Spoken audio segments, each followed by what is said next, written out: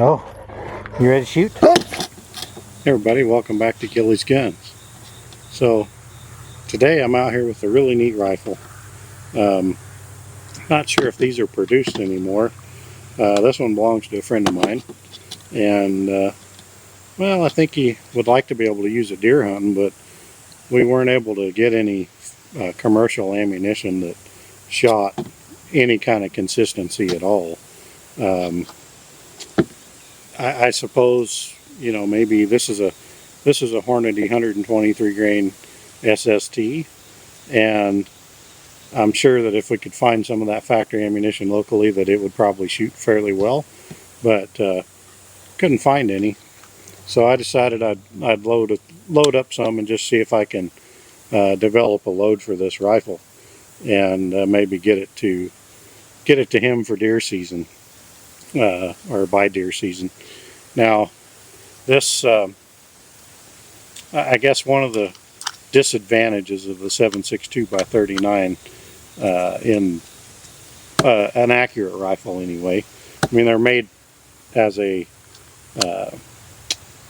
battle rifle, so you know, they're intermediate cartridge. They're made to just shoot. As long as they go off, no big deal. They send the bullet down range, but they're not real accurate, and they never were designed to be that way with bulk ammunition. But these rifles shoot really good, and trying to find a good source of ammunition has been challenging. If you're not aware, the 7.62x39 is not a 308. It is it's not a 308 diameter bullet. It's a 310 or 311.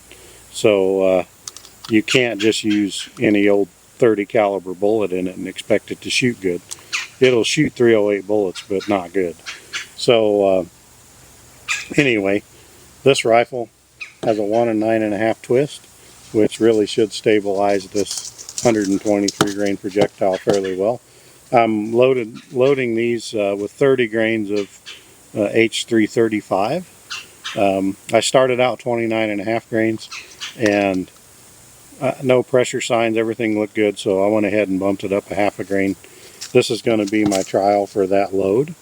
I don't have, my brass is all inconsistent, so different head stamps. I've only got a few rounds of the same head stamp or the same batch, so I don't expect it to be super accurate, but it ought to be okay.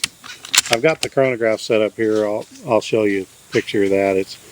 It's 6 feet in front of the bench, and I'll take a couple shots just to get a velocity reading. I expect these to be somewhere in the 2,200 feet per second range, and maybe if I luck out, they'll be doing a little better than that, but that's kind of what I expect.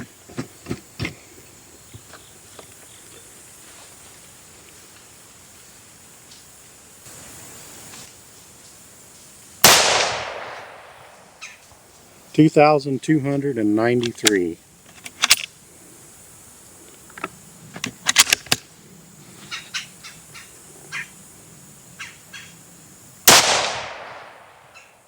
$2,224.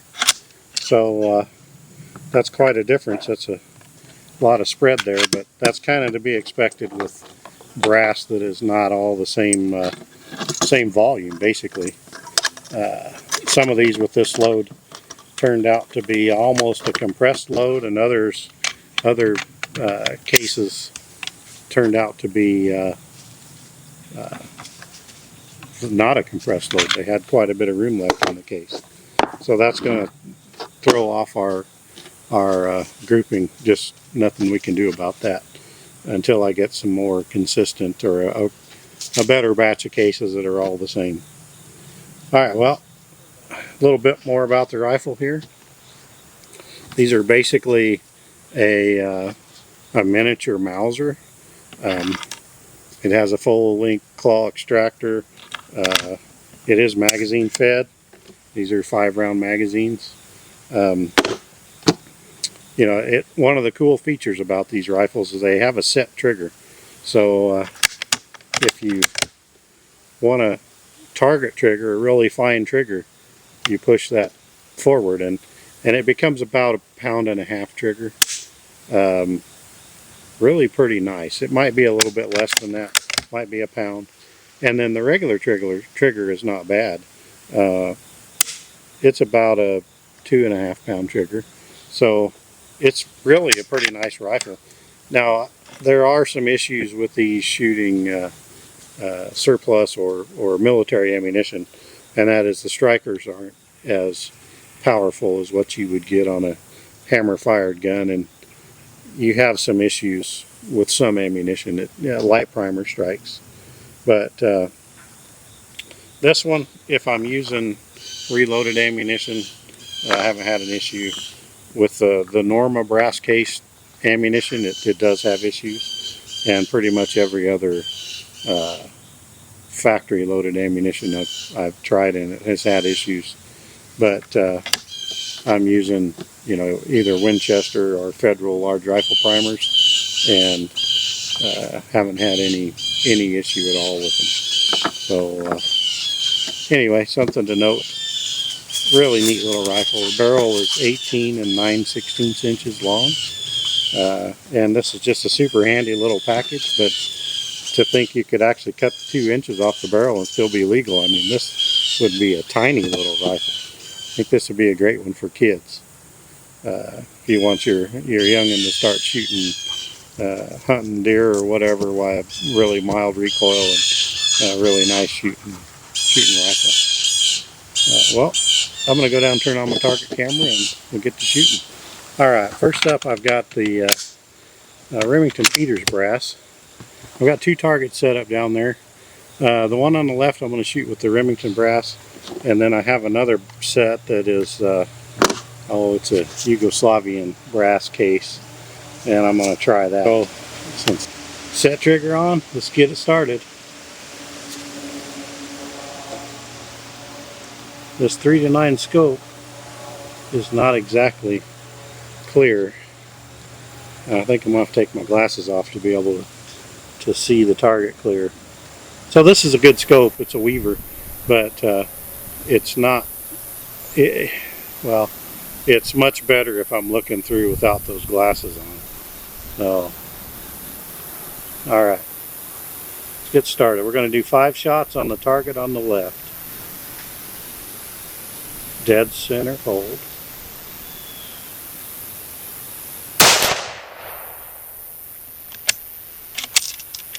And we're going for groups here, so not a big deal that it's hitting low.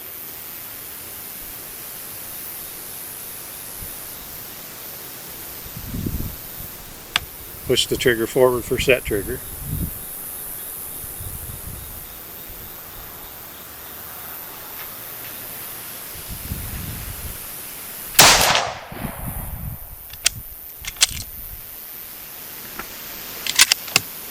That feels like a good load.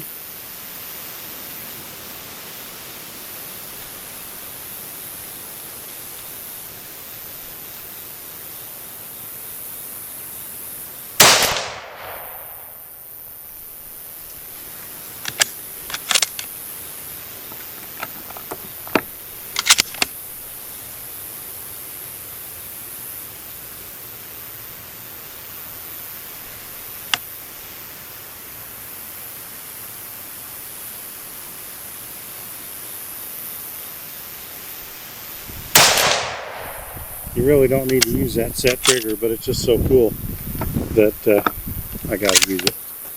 It's fun.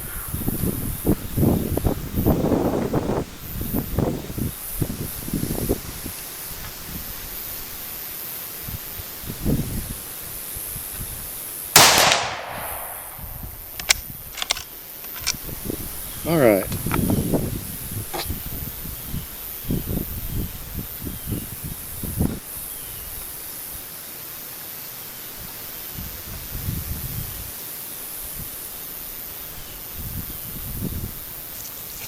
Well, I think that's a respectable group. Let's go with our next set, these MFA cases.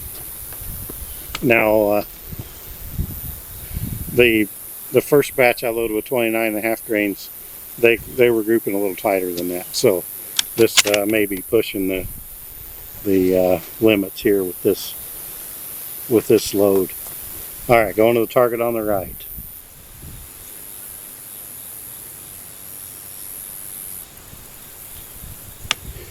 Gotta set the trigger.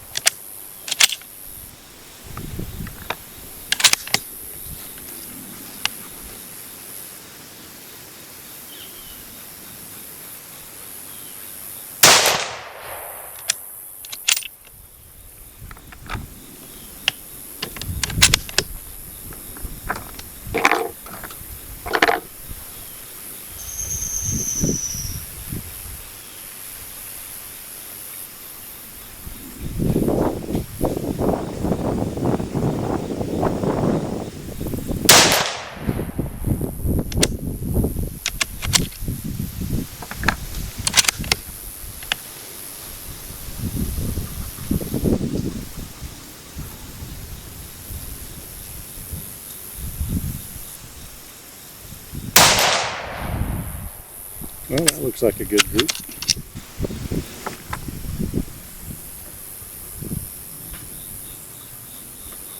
Yeah, I'd say both of those are around an inch.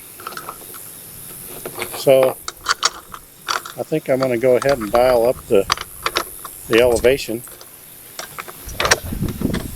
to account for that inch, because it's hitting about an inch low.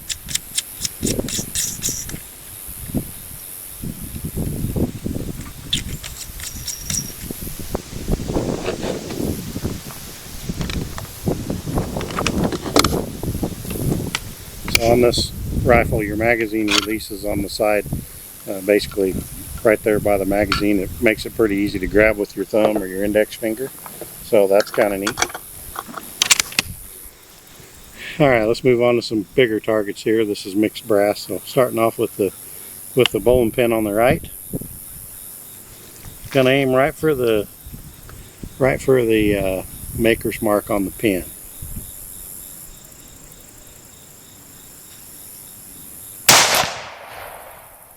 One down. Alright, let's go to that paint can. I'm going to try to shoot it at the top.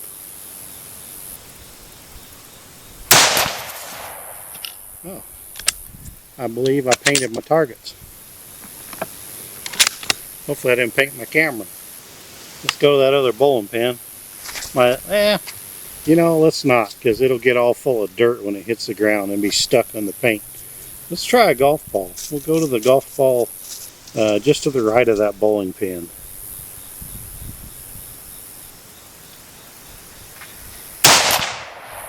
Oh yeah.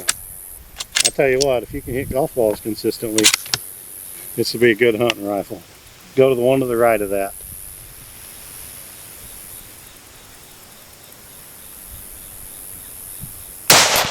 Uh-oh. I think I pulled that one a little bit. One more try.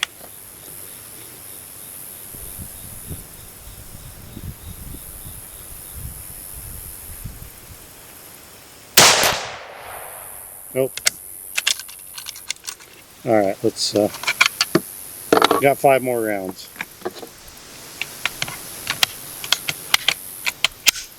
Go ahead and shoot some steel. Let's start with the silhouette steel plate. And I'm going to aim right for that bolt hole in the center of it.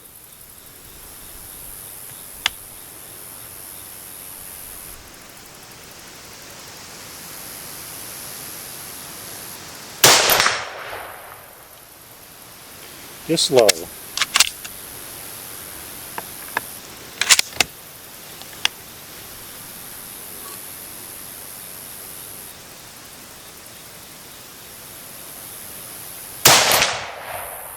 That one went through the hole. Kind of clipped the edge of the square hole. Now that I kind of know where it's hitting, I want to try a golf ball again.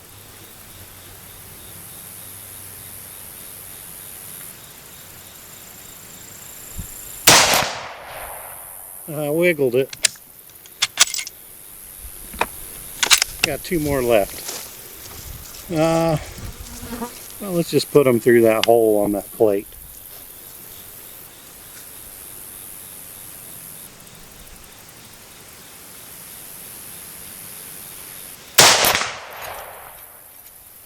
That one a little bit high.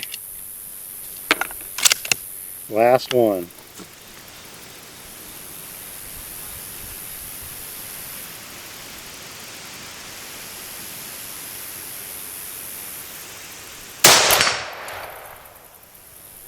A little bit to the left. Tell you what, that's not shooting bad. I think this little rifle likes that Hornady ST bullet. Alright guys, well, big shout out to my buddy Jeremy for letting me borrow this rifle to make a video with. These are really cool. Like I said earlier, I don't believe the 527s are made anymore. Just a really nice little rifle.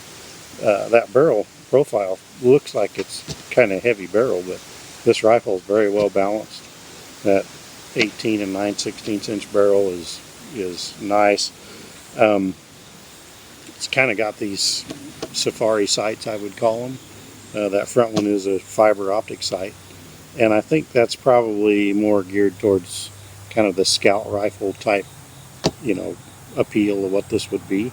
And I really think if they made these in a scout version, you know, you could shorten that barrel 2 inches and have a super lightweight, handy little rifle. The magazines are proprietary. That is one downside, but you know, you got to have some kind of magazine. That's just the way it works. And these work really good, so you know, wouldn't be so bad. 5-round mags. It has a nice 2-position safety right here. Let's see, I'm not sure if the bolt's locked when the safety's on. The typical Mauser mag release, or excuse me, bolt release on the left hand side is push button. This action is really smooth. Just really nice little rifle overall. These would be great rifles for your youth deer hunters. I mean, my wife would probably like this one, but she is left-handed, so that bolt may not work for her. But just a really nice little rifle. So anyway, if you get a chance, you know, pick one of these up, or get, you know, borrow one that some of your friends have to shoot. Just, you'll love it. You know, I think they made these in 223 and I believe 6.5 Grendel. And man, I may have to try and find one in 6.5 Grendel, because that's one of my favorite cartridges. Alright guys, let's measure these groups up here. This group, that was my first set. We're about 1.5 inches. That's exactly 1.5 inches. So, yeah, not terrible. Come over here, we're just over 1 inch. And, you know, that's pretty good for that rifle, but that's about what I am anyway, is about a 1 MOA shooter. Alright guys, big shout out to Jeremy for letting me borrow his rifle. This thing is sweet, and if you have a load for one of these CZ-527s in 7.62x39 or some factory ammunition that it really likes to shoot, drop a comment down below, let me know. I'll give it a try in this one and see how it works. Maybe I can duplicate it on a reload. But shooting under 1 inch, or at least shooting 1 inch group, I won't complain with that one bit. That's a pretty nice deer rifle. Alright guys, well, thanks for watching. If you enjoy this sort of thing, please like the video and subscribe to the channel. And I'll try and get out and do some more of these. Now, I appreciate Jeremy loaning me this rifle, and maybe next time he'll get to come out and shoot a little bit with me. Till next time, I hope you get to get down the range and do some shooting of your own, and I'll see you on the next video.